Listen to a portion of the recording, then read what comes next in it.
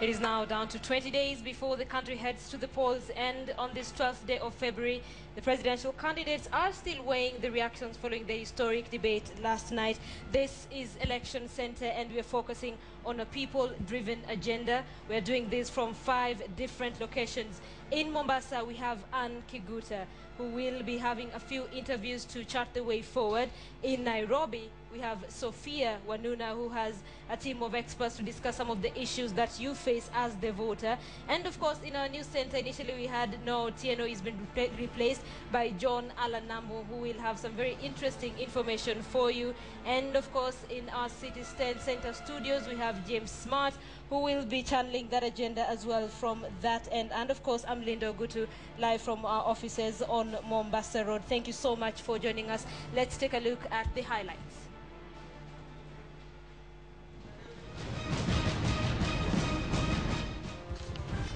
Securing the polls, 17 regional police commanders deployed.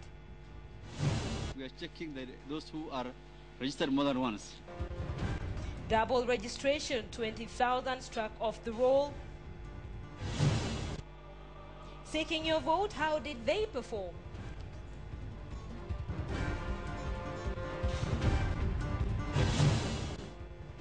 And vote hunting resumes after the debate break.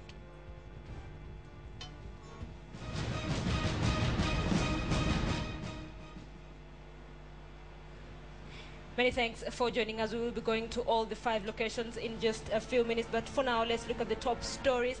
And the final voters register is ready for gazettement following the inspection that has uncovered 20,000 cases of double registration. The Independent Electoral and Boundaries Commission says it is investigating to find out whether the cases were intentional or genuine registration errors. And as Rita Tinina reports, the irregularities were announced at a presidential candidates briefing on the upcoming elections ahead of the gazettement of the register to be done before next Monday.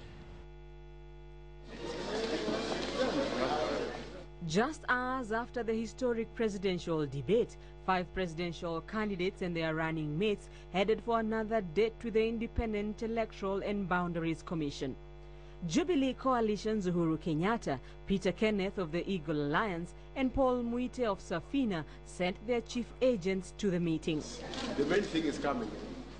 The candidates were briefed on, among other things, the Electoral Code of Conduct and the penalties for those who flout it, the design of the ballot paper, voter education, security, election day logistics, electronic voter transmission to the voters' register.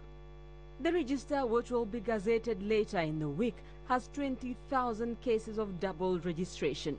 So they were checking that to confirm whether this were deliberate voter registration by somebody who had gone twice to register, or there were errors.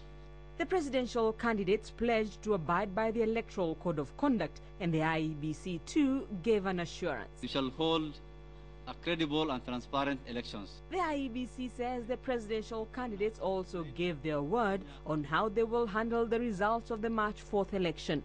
They will accept the results of the elections that we will hold, and that if they are not happy with the results, they will follow the legal process provided for in the Code of Conduct and in the law, which is filing a petition in the Supreme Court.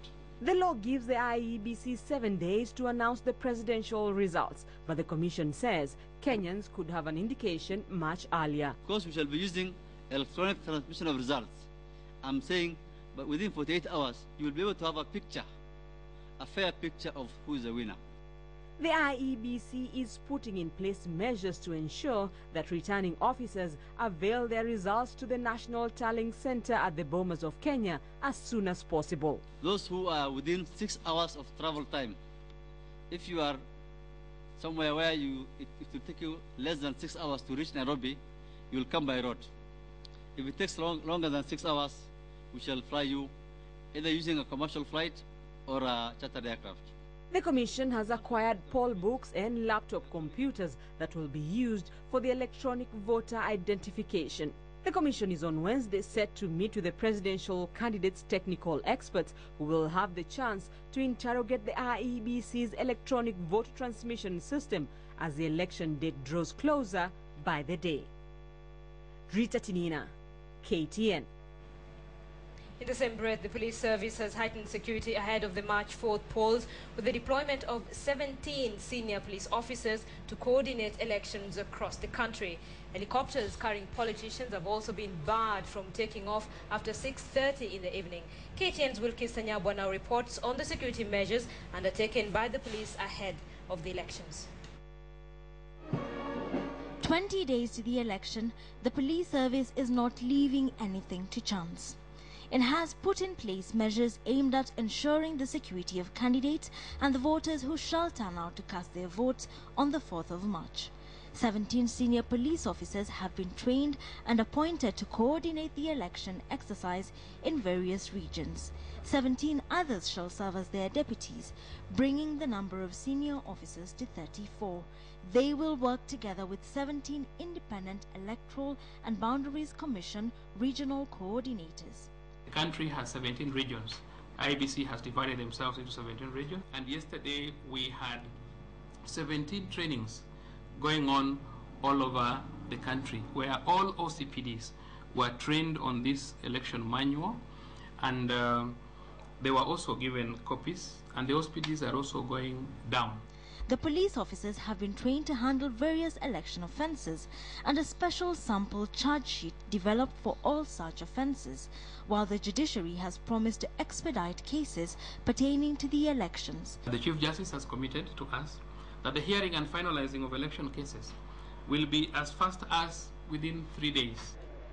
Police officers are now waiting for the delivery of scanners that shall be used to screen voters in all polling stations before they gain entry. And as the police service moves to beef up security, helicopters ferrying politicians have been barred from taking off after 6:30 in the evening. This owing to the threat posed to citizens and the politicians aboard these aircraft. Officers commanding police divisions have also been directed to pay special attention to the security of female candidates in all regions.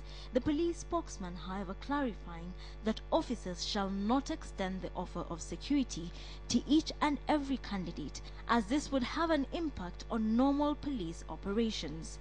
Wilkins Tanyabwa, KTN Prime. Let's say the elections and the first ever presidential debate in the history of Kenya took place last night, with 8 presidential candidates seeking to assure Kenyan voters that they are best placed to become Kenya's next president. The event, that was broadcast across 8 television stations and 34 radio stations, was followed by close to 40 million Kenyans, both locally and abroad. After the debate, KTN sought the views of those who followed the event, and here is what we found out.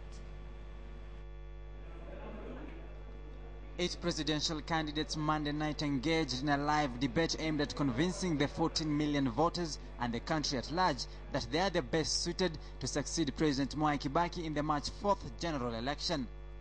In the first pre-election debate for presidential candidates in Kenya, the 8 contestants tackled a wide range of issues, including ethnicity, party politics, education, ICC cases, among others.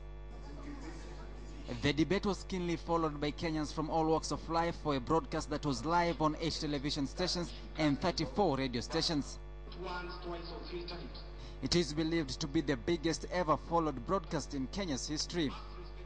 Here in Nairobi, those who were still in town before the start of the show decided to follow the debate from restaurants, while others made do with large television screens that were displayed around the city. Sisi wenyewe ndo tunapeleka Kenya, nobody else. Neither Uhuru, Raila, Peter Kenneth, Dida, Mwite, Martha Karua, nobody. Usidanganywe. I'm telling you the truth. Never even depends kwa watu. Already watu walikuwa tayari wameona maendeleo vile hawa presidential candidates ambao wanaendelea. Lakini sasa leo hii sioni kama inaweza kuwabadilisha sana. The situation was the same in Mombasa. Restaurants around the coastal city recorded high number of customers who were here specifically to watch the debate. Kwa kweli ni jambo la kutia moyo sana kuona debate imefanyika ya maraisi. Ni jambo la kutia moyo sana kwa wananchi wa Kenya. Ni kuonyesha kwamba wamekubali kudumisha amani. Kusema kweli, yale tuliyaona katika television leo ni mwamko mzuri, kiasi kwamba kama vile tunavyozungumza kwa Afrika haijatokea hapo.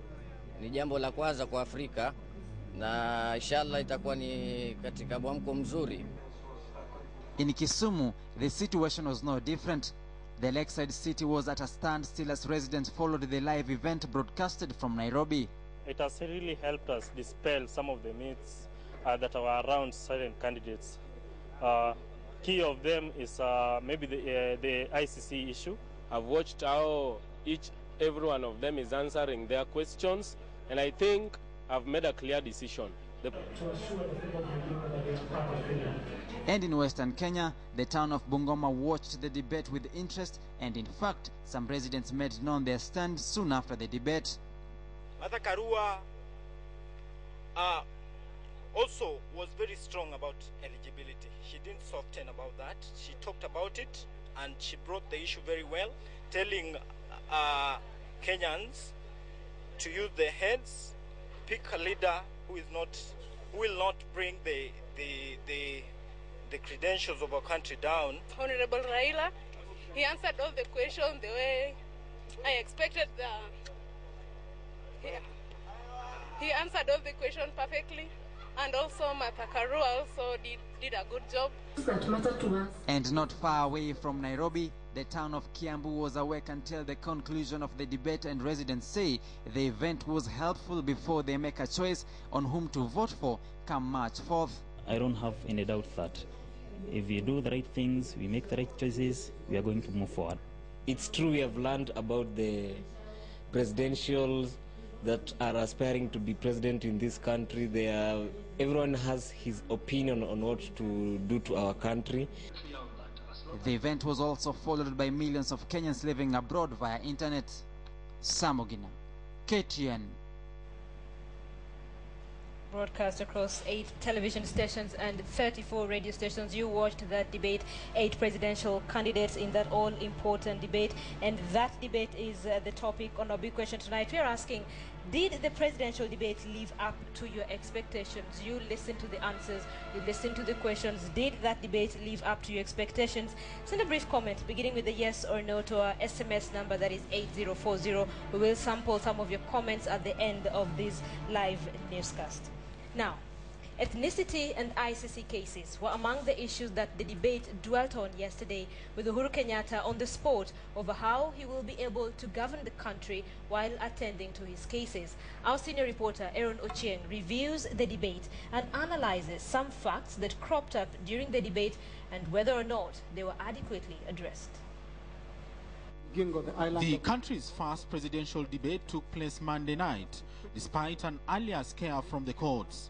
The courts had ruled that the debate would be suspended until 2 candidates, Muhammad Abdu Badida of the Alliance for Real Change and Paul Muite of Safina, were included. And as the debate got underway, the candidates tried as much as possible to answer the questions to the best of their knowledge. Asked how they intend to deal with the negative ethnicity, the candidates in uniformity agreed that only the ruling class in Kenya are propagators of the vice. The reason why tribalism is a problem to us is because leaders have used it as a means of allocating resources and positions and therefore marginalizing others. We come in and practice tribalism because we feel that if it is practiced, then that community A, where I come from, will benefit. We were never taught tribalism in primary. I would like to tell Kenyans that there is no difference between a poor Luo, a poor Kikuyu, a hungry member of any tribe. Still on ethnicity, Prime Minister Raila Odinga and his deputy Uhuru Kenyatta were on the spot to answer whether the trading of accusations between them at political rallies has anything to do with their ethnicity. We have nothing personal between each one of us. In fact, we are best of friends. And you remember, if you go down the memory lane, my father spearheaded the struggle for release of Jomo Kenyatta from prison. He was a Luo, Kenyatta was a Kikuyu. I have no differences with the Honorable Raila. I see him as a colleague, I see him as a brother, but we may differ on how to handle some of the issues that face this country. Further on, the pending cases at the International Criminal Court was lengthily debated, with Uhuru Kenyatta on the spot on how he will be the country's president, as much as he must attend the trials in person in The Hague. Uhuru says he is treating the case as any other problem and said nobody, even among the presidential candidates, could say they do not have challenges. Even if we look at the current situation, the ICC itself, in recognition of the fact that there may be this issue, are even saying we can move this case closer by. In 2 days' time. I do not want to eliminate any kind of competition. That's why I would rather have my brother on the ballot. But I know that it will pose serious challenges to run a government by Skype from The Hague. Still on ICC, the debate on whether the government of the day worked hard enough to prevent the cases from going to The Hague emerged, with Martha Karua leading the onslaught. The two principals, in spite of my pleas to them, failed to come and persuade members. They merely came to vote, and in their full view, there was rebellion, cabinet pushing people to vote, to refuse to vote for the local tribunal. According to parliamentary records, the President and the Prime Minister indeed met with the members of Parliament informally on 10th of February 2009 in a bid to push for a local tribunal. Their efforts flopped. The second round of the debate promises to be a fiery one, with land as sensitive subject up for debate. Aaron Ocheng, KTN. Aaron Ocheng taking a closer look at that debate that was held yesterday in the evening. Let's now speak to Tom Wolf. He has been with us since we began this election center. He is from Ipsos Synovate. Thank you for staying with us this far. Let's take a look at the debates. That debate that happened yesterday in the evening. And do you think really it will have any significance on the ratings now on the presidential candidates, depending on how they answered the questions and how they tackled the issues? Hard to say. We do have a number of undecided voters spread across the country. I can also say that as I speak to you now, well, we've been doing a poll through the course of today, and tomorrow afternoon we'll release it, looking at how voters in general and undecided voters in particular responded to that debate last night. So any comment I would make would be speculation. My personal impression was none of the candidates committed any major error. I think they all performed quite well. The fact that the candidates who have been leading in the polls were present with those who are getting much less support through these polls, they were all there together. I think there was a gesture of comradeship, that they're all in this race. Perhaps the overall impact, and as I say, it's a little bit too early to tell, is that those people, voters, who might have been leaning to make a final choice now between those who are leading in the race may say, listen, if nobody's going to win on the first round, and we have so many other up-and-coming candidates, even if they're scoring very little, let's vote for them on the first round and save our real serious vote for the second one, even though we heard the Minister of Finance last week encouraging Kenyans to make up their mind and vote for one of the main contenders this time to save the Treasury some money. So it'll be very interesting to see, together with the second debate, whether this coming together of all the candidates in one forum rather than dividing them between the sort of top-ranked contenders and the others will actually encourage people to cast their votes more widely on the first round, assuming that a second round would then give them an opportunity to make a final choice. The main objective of that debate was to help Kenyans make a decision on just who should be Kenya's next president, depending on the issues that are there and how well they will tackle those issues. Tell me, from where you stand, are we at a point where Kenyans will cast their votes depending on issues? You have spoken to the people. You know, you do the opinion polls. When you ask your questions, does it lean towards issues or personalities? Very difficult to divide the two, because when we ask the question in another poll, which of these two views is closest to your own with regard to the presidency? A, whether the president should be the one who is most capable of dealing with the country's challenges, regardless of his ethnic background or her ethnic background, or B, because the presidency has been held by only two ethnic groups since independence, it's better if the fourth president of Kenya be from a different ethnic group. We got something like 85% of Kenyans who went for the first one. It should be the most capable person. So at least on that basis, it's not ethnicity, at least in the minds of these respondents in our surveys, and I think they were answering what they felt was an honest answer. Okay. How these factors actually mix on the ground when we see the country polarized in a certain extent is difficult to disentangle. But as I said before, keeping in mind that there are many Kenyans from ethnic communities that do not have a presidential candidate, and no president can win this race on the first round or second without having a very multi-ethnic rainbow group of voters behind him or her. Finally, before I let you go, we have the issue of the middle class. They have been accused really of not taking part in the political process in this country. What are your thoughts on that? Well, from some of our surveys, looking at who participated, who voted in the referendum and past elections and so on, people from the middle class usually have more information about politics. They have more access to media because of their relative affluence. So their levels of participation are usually quite high. The problem is, or the issue is, the fact that when you actually disaggregate the population by economic class, the so-called middle class, and if I could just say, perhaps people who are making $35,000 a month and above, are actually a very, very small fraction of the population. I can't give you the exact figure now, but somewhere around 10 to 12%. So no matter how much they participate, they really won't make a difference. They're not going to make a huge difference. They'll make some difference in a close race, but I think we can see those figures as we talked earlier about, for example, the gubernatorial race in Nairobi. Okay, Tom, we have to end it there. Thank you so much, Tom Wall from Ipsos Synovate, breaking down the numbers and the factors that contribute to the popularity of some candidates in the just released polls. You're watching the Election Center. Thank you so much for staying with us this far. Let's now take you to Sophia Wanuna, who's here in Nairobi. Sophia.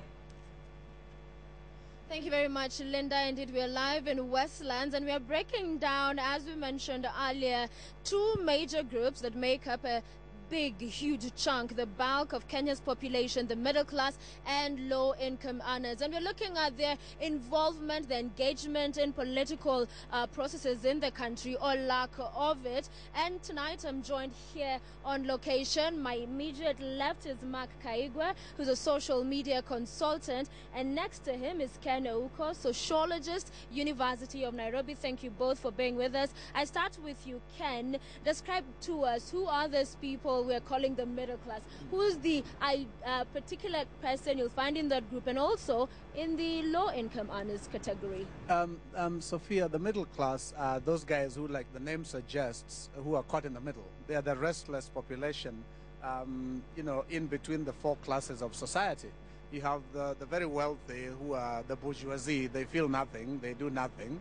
Then you have the elite, who make the affairs of the country run, the politicians and the social trenders. But then you have the middle class guys who are trying to avoid going back downward where they came from and trying very hard to get upwards towards the elite. And these are guys who are able to afford most of the stuff they are looking out for. Yes. And what they need now is a voice to make themselves felt in society, show where they're going, and try to get direction. Okay. Low-income earners? These are the fellows who are struggling. We call them the survivors, you know, hand to mouth, day to day. And to them, life has a future tomorrow. Yeah, and they're always looking for a way out of where they are. But most of the times they're stuck in that level. Okay. And it's very rare that they move upwards. So most of the times they have to make do with what they have. And that's why they get very violent, very vocal most of the times about their issues. All right, Kaigwa, let's come to you. Social media. Who's the kind of a person you'll find on Twitter, on Facebook, on social media interaction? What kind of a person? What are their priorities? What do they like? What do they not like? Right, well, we know there's over 15 million people with access to the internet now, who you could call, really that's a cross-section of our population. Right. But as you drill that down and you look at some of these social networks like you mentioned, you look at a social network like Facebook, of which about 72% of that population is between 18 and 34, evenly split between 18 and 24 years, and 25 to 32. Now, typically this is somebody with a means of disposable income, to afford airtime, you know, and for data, for example. And this crowd, this online middle class, if you like, so taken from that, those with access to the internet and those who particularly share quite a bit, as we saw yesterday, Kenyans might not know, but we made history, if you like, by having a very high amount of trending topics, if you like, on a social network like, for example, Twitter, with 200 million people. And here you had a small audience, a very vocal audience of about 14,000 people, according to a report that's set to come out this week from a company called Brandseye, that shared and really vocalized and for the first time really acted on a lot of the criticism they've been getting of late. All right. Ken, how would you gauge the involvement of the middle class and the low-income earners in terms of the political processes in the country? You know, the lower class, the lower income earners are usually very participatory. They're guys who think that a politician, a leader, an electoral process is probably their way out of trouble. And they always look at it as a beacon of hope. And that's why they're so vocal when it comes to supporting someone. They're looking at that someone as the messiah out of the trouble where they find themselves. The middle class, on the other hand, are, armchair spectators. Most of the times they have a lot of knowledge, access to information, and they're looking for a way of expressing themselves and just to assert their authority. Being a very restless class of people, one of the things they want to do is show their participation and involvement, but not by participating directly in the electoral process. Exactly, and I want to bring in Mark on that, because you've said they'll talk about it, and we see that a lot on Twitter. They vent, they will complain, they will say this is not right, it shouldn't happen. Why are we not seeing actionables from the middle class? Well, I think it's also what we take as a precedent for action, right? If we take the party primaries which just passed, yes, I think there's a number of factors beyond just this middle class and the perceived complacency of them and inability, as it's spoken of, to act in that process. I think the election will be a much stronger indicator. And I think we don't have a precedent really for where we are now with the penetration of technology, with how pervasive mobile phones are, and really the connectiveness of this generation right now. So I think that even though they are getting quite a bit of criticism, yesterday in particular stands out to me because I think a very small audience, like I said, about 14,000 authors distinctively, 78% of whom were Kenyan, took this country, that particular debate, and the topics, funny, serious, and everything in between, global. So I think if that's the case, what they can do with a television event, let's hope, and I'm hopeful, that something's going to take place at the ballot box come March 4th. All right, Oko, is there a difference between what the middle class are looking for in a leader and what the low-income earners are looking for? Is it the same thing? Are they different things they're looking for as they go to the election? Sophia, the key issue with the middle class is that they hold a certain amount of hatred, quote-unquote, for the leaders who are already sitting there, the incumbents. They always believe they're the ones who should be there. And so a lot of times they don't participate because they're thinking they need these guys to galvanize the lower class, the lower income earners, in their favor when it's their turn. So it's like they're practicing leadership in absentia. And most of the times when they watch these fellows, they're thinking, I could be there, because these are their age mates, probably guys who just made it a bit earlier in life. And they're thinking, something went wrong, that's why I'm still here. So the middle class is usually very, detached, so to speak. They'll go out and take their votes just for the sake of taking it, and then they don't use it. Yeah, and the other thing with them is that in spectating, they have a lot of commentary and they have a lot of ideas to float around, and then they don't actualize those ideas. And that's where the failure comes in. The middle class ends up being, again, the sedentary armchair guy who never does anything.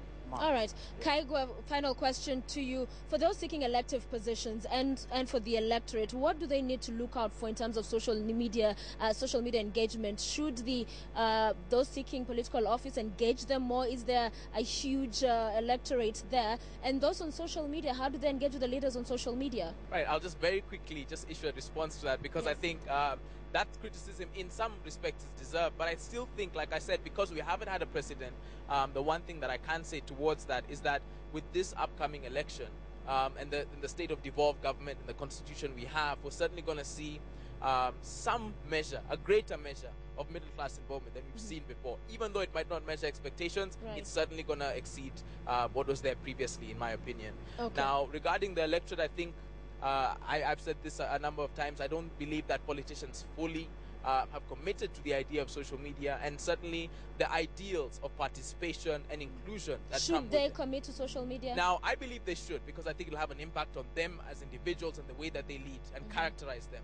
But we've seen a number of them definitely pay lip service and stay as involved as they can, but not transformative. All right, we have to wind up, but quickly, Ouko, what does that person seeking presidential office, gubernatorial, senatorial, What do they need to look out for? How do they engage the middle class and the lower income earners, the two groups? Actually, our leaders Very at quickly. whatever level, they have Yes. to find a way of activating the middle class. Yes. And one of the things they have avoided doing is to engage these guys directly.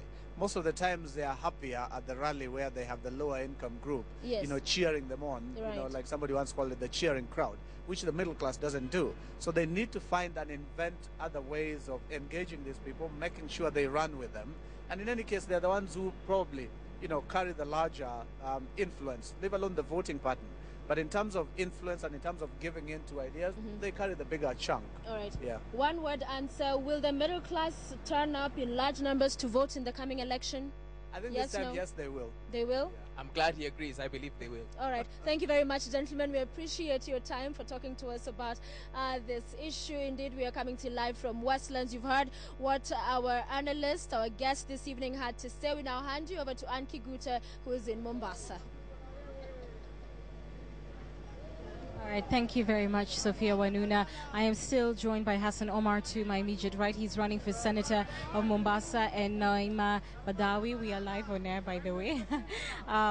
Thank you for joining us. She's a women's rep. Naima, let me start with you. What do you think the role of coastal women has been in politics? Do you think now, with the advent of the new constitution, you have a more level playing field? For sure, there's been discrimination in the past. That's why women, you will see that in the last parliament, there were only 2 women. One is elected member of parliament. So, and all along, I feel that women had a lot of fear going into politics because of lack of financing, fear of intimidation, fear of insults. You know, women are very sensitive. And, you know, when you're in politics, you expect anything. Ask me and I'll tell you. We're asking, what do you think the role of culture has been so far? Do you feel more women feel they can stand up for these elective positions? Yeah, actually, thanks for the new constitution, that there's a new actually seat for women, and many women have come out to fight for this seat. However, there are only 2 women in the whole of Mombasa County running for parliamentary seats. There's still room for improvement, and we need to sensitize more women all the time to come into politics. Absolutely. What has the role of political parties been, Hassan Omar, as far as encouraging women to step out? And let's begin with your own Wiper party. How many women do you have vying for elective posts? I think at the parliamentary level, we've done dismally as parties and as a country, and most women appear to have attracted themselves to a position that was created in law under the constitution, the women representative. It was supposed to add to the advantage women would have had within the broad organization of parliament. The 47 was an addition. It was not supposed to be the place where most of the women appear to have confined themselves. So I think as parties need to encourage deliberately by building women constituencies within their parties, having elective. What has your party done? What has Wiper done? I think what I've seen, Wiper has a very elaborate plan in terms of encouraging women participation in politics, in terms of providing incentives that are within the broader context of the constitution. So, and what I think parties need to do, because I think we've been caught with our pants down leading to this election, is now to create a clear framework of how to encourage women participation. I think the Wiper Party has tried to nominate as many women. It has tried to encourage many women to participate. I have been very elated by the kind of organization and quality in terms of even women at the party secretariats and other levels of decision making since I started having a full view of the party. Yeah, you're running for senator. Some of the problems in this region include drug trafficking, which is rife, a lot of youth being disenfranchised because of the lack of jobs. And also, of course, there's a concern about children, that tourism has brought a negative side of it, where there's sex trade and all of that. What would a Hassan Omar senatorship, if I could phrase it like that, do to reverse the ills in this area? I touched on some of those issues and questions when I was at the KNCHR. But one of the reasons we emphasized on reforms of the security sector was precisely because some of these issues. We needed a more efficient, effective, depoliticized police force so that it can be able to deal with our challenges. But as senator, one of the grand plans is to ensure that the county invests in its security and the country at large. So we need to increase the resources towards the reformation and equipment of police, and also creating special units. I look forward to investing in an anti-narcotic unit that will be one of the first-class anti-narcotic fighting units in probably in the region and in the world, so that we can be able to tackle the menace of drug trafficking, which is killing and taking away countless number of youth. So I'm going to coordinate with the Senate, the national governments, and probably the National Police Service Commission to ensure we have a plan that eradicates drug trafficking in this region. What are your plans, Naima? You're running for women's rep. What are the issues that you think face the women of Mombasa and that have been taking a back seat so far? Okay, my number one agenda is eradicating poverty, extreme poverty. This is what I've seen, that we are being faced with problems like so. So I have mechanism in place. I have done quite a bit of research, and I have seen that women actually lack, they lack titles. They don't own land, and that's why they cannot get finances from banks. So I have been sensitizing women. I have been trying to I've conducted several workshops for them to sensitize them on banking, so that we improve the livelihood of Mombasa people, so as to eradicate poverty. And I have come up with SACCO. I've come up with several, like the youth of Mombasa. Sorry to interrupt, but you feel extreme poverty is what affects women, Exactly. and that's what you'd like to address. Just before we wind up, Hassan, you're relatively youthful. I use that phrase with caution because I certainly have covered you since your days at the Human Rights Commission. There has been quite a few young leaders here, the Johos, the Mungatanas, etc. Do you feel youth leadership has made a difference at all in Mombasa? And with your 2% lead right now, what do you think would be the differentiating factor from you and the so-called non-performing youth leaders of this region? 2% lead over Balala and Kajembe, so it's quite significant. I think even in terms of the psychology, that we have started late, but we are fighting against people who are established in that area. I think youth leadership is about inculcating new values. It's not just about being part of the cacophony of political leadership that we see. And my intention of joining politics is ideological. It is value-based. I lived those values and principles when I was at the Commission, regardless of the challenges that you face. I hope that in my pursuit of the political agenda that I intend to pursue, that I kept faithful to the values and the principles that informed my discourse since my formative years. And if you look at some of our progress, it has been consistent since university days. It is not where you just emerge because you can buy some votes, or you can one fine day you are able to pull off some surprise somewhere in your village, and then you come and get overwhelmed at the national level.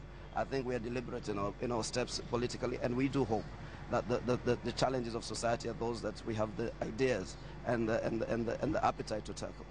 And should either one of you win, we'll be holding you to those promises that you made to the Kenyan public here. I want to thank you both for your... We'll see. Trust me. Should you win. I want to thank you for spending time with us here in Mombasa. Thank you so much, Naima. May the best lady in your race win, and may the best candidate in your race win. Time for us to take a short break. We'll be back with more news after these messages. You're watching the Election Center, focused on people's agenda. Thank you so much for staying with us. Right, let's focus attention on the presidential debate that was held yesterday, and that is the subject of a big question tonight. We're asking you if the presidential debate lived up to your expectations. We'd like to know what your thoughts are on that debate. Send us your thoughts on the number 8040. Of course, we will sample those at the end of this live newscast on your opinions. Now, let's switch gears to politics. And Prime Minister Raila Odinga and Code Alliance presidential candidate Raila Odinga took his campaigns to the Mathare area of Nairobi, where he urged Code supporters to vote in ODM candidates for all the 6 positions. Contrary to the coalition spirit, Odinga was rooting for ODM and said that voting for candidates in Code affiliate parties would split the vote to the advantage of their main rival, the Jubilee Alliance. Patrick Amimo has details of that report. Just hours after the presidential debate, Prime Minister Raila Odinga campaigned in the populous Babadogo and Mathare in Nairobi County. During party primaries, some candidates who were defeated in the ODM primaries defected to CORD affiliate parties where they received direct tickets.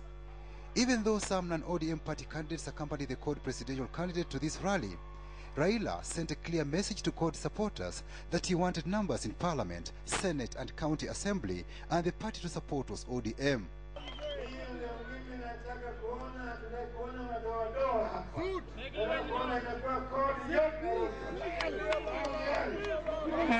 ODM aspirants for various seats in Nairobi County supported Raila's call, with the exception of Okia Omutata, who is contesting for the Nairobi Senator seat on Ford Kenya ticket under the CORD Alliance. Sasa tunataka tumpatie serikali ambayo iko full kabisa, si ndio? Kura tunapiga 6 piece. Nataka mkifika pale kwa debe tarehe 4 mnafanya hivi. Ni 6 piece suit. Na hapa Nairobi nimesimama kama senator, mnipe nafasi nikutane na Songo. Woman rep tumepatia Wiper, Mama Rahab Dambuki. Kiti ya senator ni ya Margaret Wajiro. Wangapi wamesema ndio mama? The Prime Minister exuded confidence that CORD was set for a resounding victory in the March 4th polls, saying the battle is between reformers and those keen to maintain the status quo. The Prime Minister criticized those who are trying to ride on the success of the modern Thika superhighway and ongoing construction of bypasses, saying they were his brainchild projects while serving as Minister for Roads in the NARC administration. Nilipokuwa waziri wa barabara na ujenzi, niliweka mpango ya kuboresha usafirishaji ndani ya mji wa Nairobi. Nikaleta vitu zinaitwa the Nairobi bypasses. Ingine ni Southern bypass, Eastern bypass, Northern bypass, the Link Road, and the Thika highway. Sasa wanaona Thika highway imekuwa the first super highway katika bara ya Afrika. Wengine wanaanza kusema sisi. Hiyo mpaka mjue ilianzishwa na nani? Ilianzishwa na Raila Odinga. Raila said CORD government will ensure senior citizens get a monthly stipend, create jobs for the youth through industrialization, and boost the rural economy through improvement of agriculture and construction of rural access roads. Patrick Amimo, KTN. Well, this is a people-driven agenda, and now we focus attention on the 60-second speech, and they're focusing on what politicians say they will do to ensure that crime is curbed. What I will do is to put the right thing. We will call a spade a spade. All the security agencies to be clearly coordinated and a line of command established. In my government, a crime will be a crime. No longer will one be able to hide behind their community. If it is murder, you're a murderer. It is not a community. If you're a cattle rustler, you're a cattle rustler. It is not possible to have a secure environment if the citizens are not involved. But I've said about equipping hardware and software, that is technology. I want first to undertake reforms within the police sector so that we can clear the few bad elements that are there and retrain the good elements. One will have to have a multifaceted approach to this. You must create an environment where the communities are talking to each other and being able to resolve some of the issues without seeking violence. There's issue of poverty. The insecurity which comes as a result of poverty can only be dealt with by dealing with poverty among our people. I certainly would deploy the Navy. Uganda fortunately doesn't have a Navy. I'll take it there. Then we negotiate after I've told the Ugandans who occupied wrongfully to go back, then the survey work can continue. Solutions there by presidential candidates on what they would do to curb crime. So that is crime. Let's focus our attention now on corruption, and John Alanamo is on that front. Namo.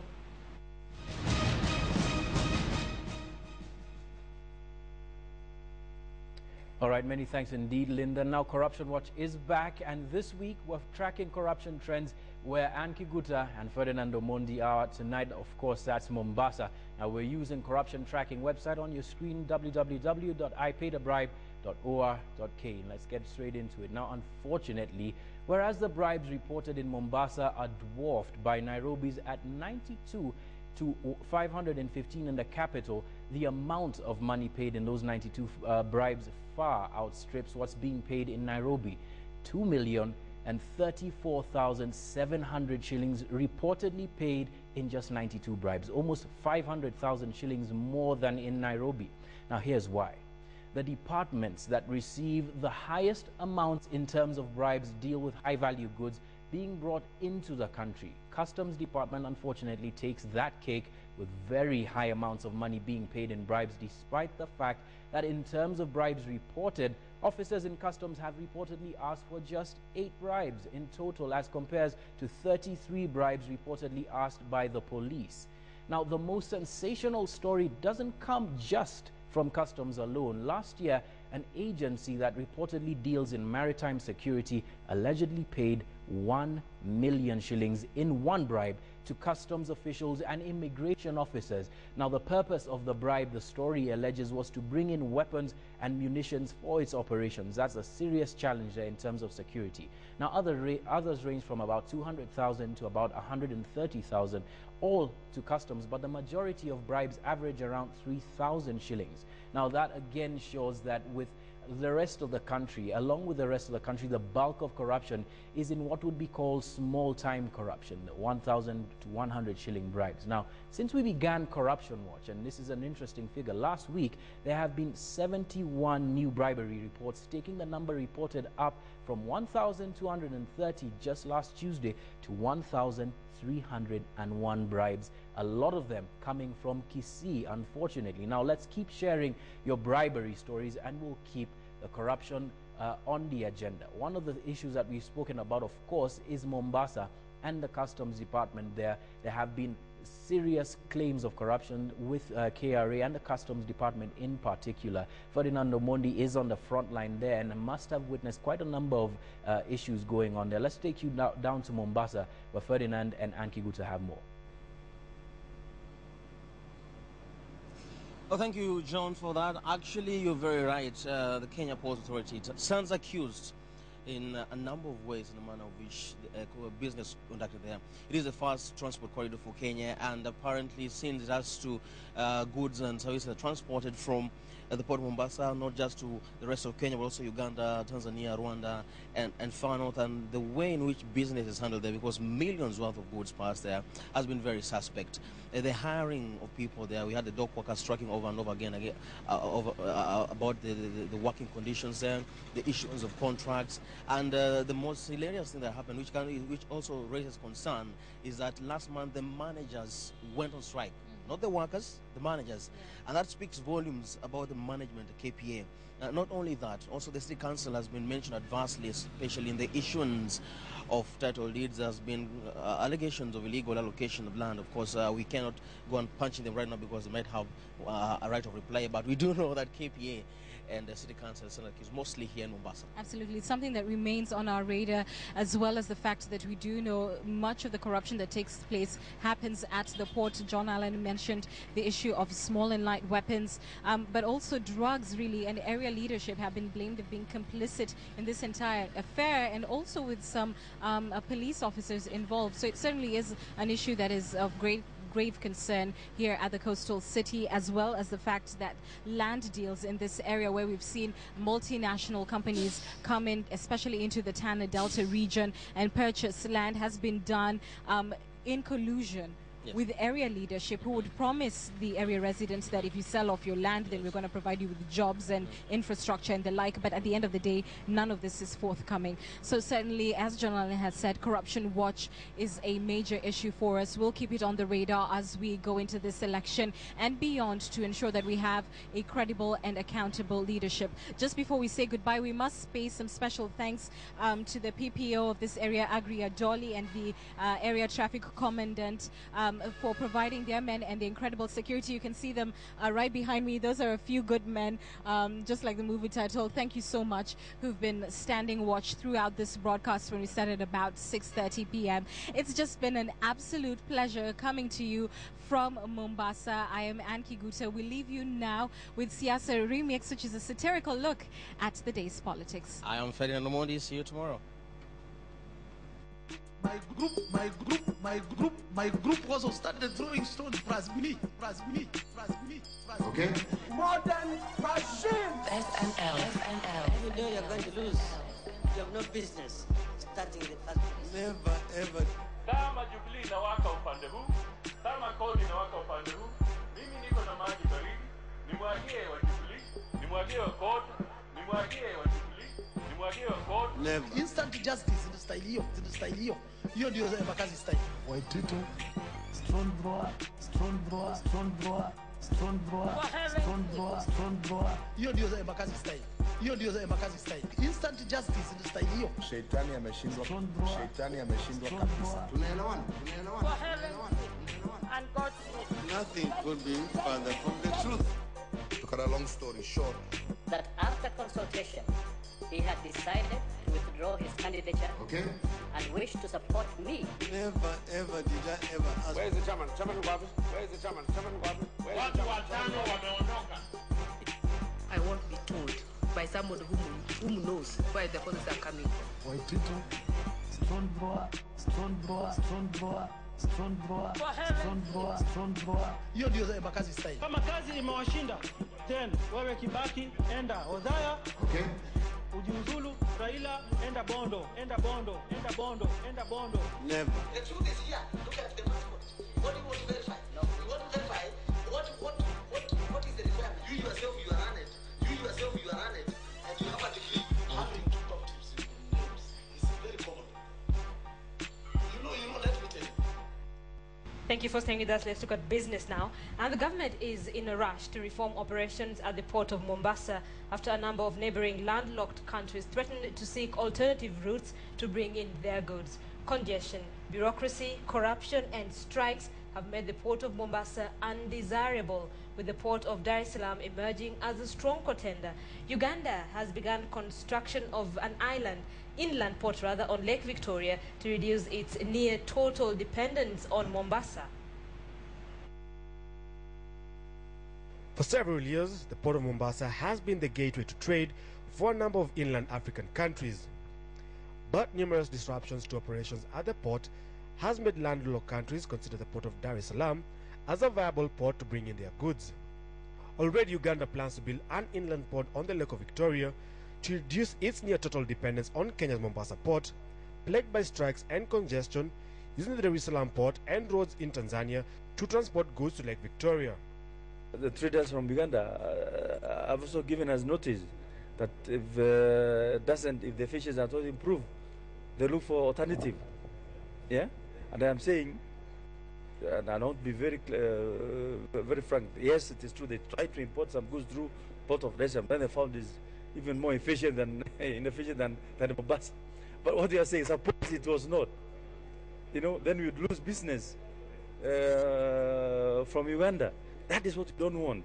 Kenya has been caught in a fresh scramble to protect its stature as a gateway to the region amid growing anxiety over the March 4th elections. The port handles imports such as fuel and consumer goods for Uganda, Burundi, Rwanda, South Sudan, DRC Congo, and Somalia, and tea and coffee export from the region. The withdrawals of these countries from Mombasa could dent Kenya's position as the region's economic hub.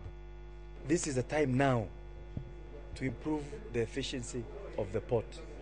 This is the time now to bring an end to these labor disputes all the time at the port.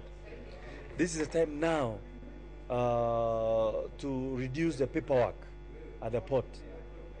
This is the time now to stop theft of containers and pilferage of goods from exporters. Currently, only 1% of Uganda cargo moves through the port of Dar es Salaam, with the remaining arriving through the port of Mombasa. Uganda remains Kenya's single largest trading partner and also accounts for the largest portion of goods shipped through the Mombasa port. Michael Karanja, KTN Business Today. State Corporation National Oil has expressed interest in a joint bid for the construction of a parallel oil pipeline between Kenya and Uganda. The corporation, together with Indian Oil Corporation Limited, one of the 5 state-owned national oil companies in India, say they have the capacity to build the over 350-kilometer pipeline from Eldoret. The project is estimated to be worth 26 billion shillings and will run through Malaba to Kampala from Kenya. Already, several other international firms have expressed interest for the project aimed at improving petroleum products flow to the landlocked Uganda. Right, 2 years after the government approved rules and regulations to guide public-private partnerships, none of the deals seems to be forthcoming. As a result, Treasury is once again appealing to private sector players to partner with government, especially on infrastructure spending. Philip KTN has more on this. In 2011, the cabinet approved rules that sought to tap into private resources, creating an avenue for national and county governments to raise billions of shillings for development projects. This was aimed at opening up the provision of public service for private capital and expertise. Infrastructure is seen as the foundation of this development, and substantial investments are therefore required to address the infrastructural deficit, a majority of which is expected to come from the private sector. 2 years down the line, the government is still seeking to extend and deepen its partnership with the private sector for private investment and expertise to accelerate infrastructure capital formation. With a public-private partnership policy, private sector participation in Kenya's infrastructure market is expected to grow significantly. Currently, Kenya faces a significant infrastructure financing deficit estimated at $2.1 billion annually. The lack of adequate infrastructure is a top constraint of doing business in Kenya, and particularly infrastructure bottlenecks relating to transport, including the inadequate terminal capacity at the Port of Mombasa and the need to enhance road and railway interfaces to improve efficiency on the Northern Transport Corridor. The PPP program is supported by a $40 million infrastructure finance public-private partnership project approved by the World Bank. The project is expected to support Kenya to create an enabling environment and generate bankable public-private partnership projects in transport, energy and other sectors critical to the transformation of Kenya's economic fortunes. Philip Keitan for KTN Business Today. Kenya Association of Banks has set aside February 28th to observe the importance of peaceful March 4th general election. Here is KTN's Joy Doreen Bira with the corporate briefs. As Kenya heads to the polls in 19 days, the Kenya Bankers Governing Council designated Thursday, February 28, 2013, a day of peace across all banks, recalling the dark moment, the post-election violence during which the Kenya shilling depreciated against the dollar from 63.3 in December 2007 to 70.62 in February 2008. The Bankers Association intend to encourage stakeholders to maintain peace and participate in the polls. On this day, messages of peace shall be sent across all platforms, including websites, cell phones and social media, as a reminder that all Kenyans contribute to the growth and stability of the economy. Still in the banking sector, to grow its deposit base, EcoBank has launched a campaign dubbed Angukia Dona EcoBank, aimed at cultivating the saving culture among its customers. The campaign that runs until April automatically enters into the draw both existing and new customers with a minimum deposit balance of 2,000 Kenya shillings. And finally, VSO Jitole, an organization that enhances skills among communities, has noted the need to involve more women and youth in agricultural activities and address the bottlenecks hindering their productivity. Kenya generates 26% of GDP from agriculture, but the organization notes if youth are equipped with necessary skills, they can spur growth further. Joy Doreen Bira, KTN Business Today. Let's now take a look at the financial markets review.